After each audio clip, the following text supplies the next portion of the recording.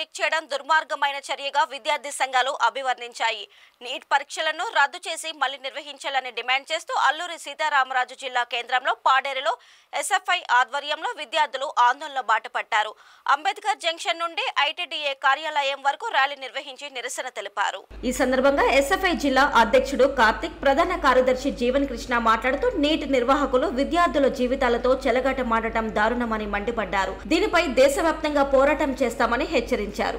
అలాగే గిరిజన గురుకుల కళాశాలలో సీట్లు లేక ఇప్పటిదాకా దాదాపు 4000 మంది విద్యార్థులు రోడ్డు మీద ఉన్నారని, అయినా ప్రభుత్వం పట్టించుకోలేదని విమర్శించారు. విద్యార్థులందరికీ సీట్లు కల్పించేందుకు సెకండ్ కౌన్సిలింగ్ వెంటనే నిర్వహించాలని డిమాండ్ చేశారు.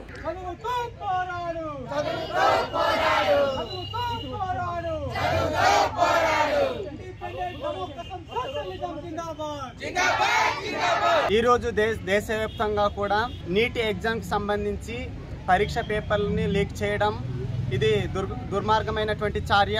కాబట్టి దేశవ్యాప్తంగా కూడా మేము ఎస్ఎఫ్ఐగా నీట్ ఎగ్జామ్స్ మరలా పెట్టాలని మేము డిమాండ్ చేస్తున్నాం ఎస్ఎఫ్ఐగా.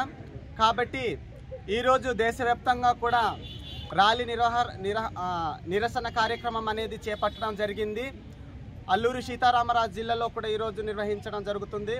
కాబట్టి నీటి పరీక్షను వెంటనే రద్దు చేసి మరలా ఎగ్జామ్స్ పెట్టాలని మేము డిమాండ్ చేస్తున్నాం ఎస్ఎఫ్ఐగా. నీట్ ఎగ్జామ్ వెంటనే రద్దు చేసి కొత్తగా నియమించాలని ఎస్ఎఫ్ఐ పూర్తిగా డిమాండ్ చేస్తున్నాము.